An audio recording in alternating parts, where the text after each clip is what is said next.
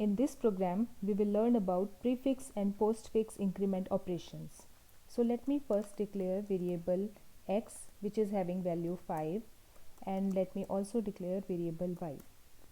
Now in the next line, I will type here y equal to x. I am just assigning the value of x to y.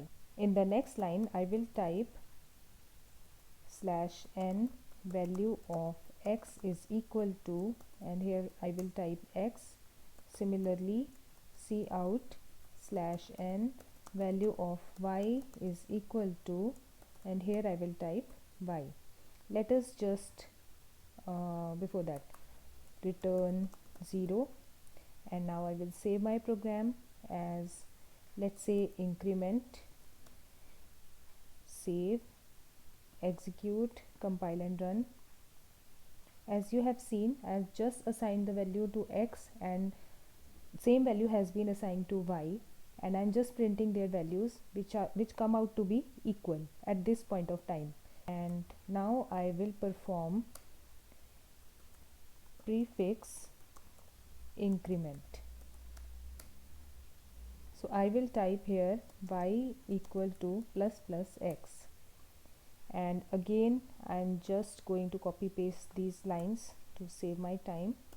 So in this line I have assigned the incremented value of x to y, and after prefix increment, value of x is equal to x and value of y is equal to y. So in this line I am first incrementing x and then assigning it to variable y. So let's execute, compile and run. As was expected, after prefix increment, value of x has been incremented to 6 and the same value has been assigned to y. Let us now run postfix increment. Postfix increment. So I will type here y equal to x ++. In this line we are first assigning x to y and then increment x.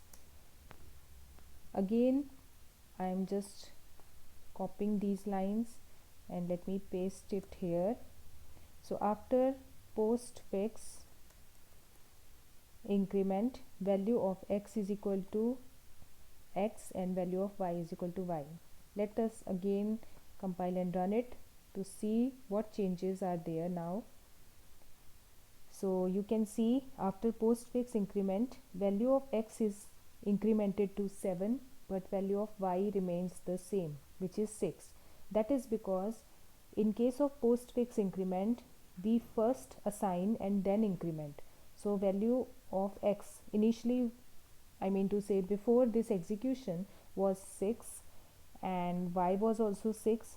So same value of 6 has been assigned to y, but after that x has been incremented to 7. So that is the reason that value of x is shown to be incremented but value of y remains the same.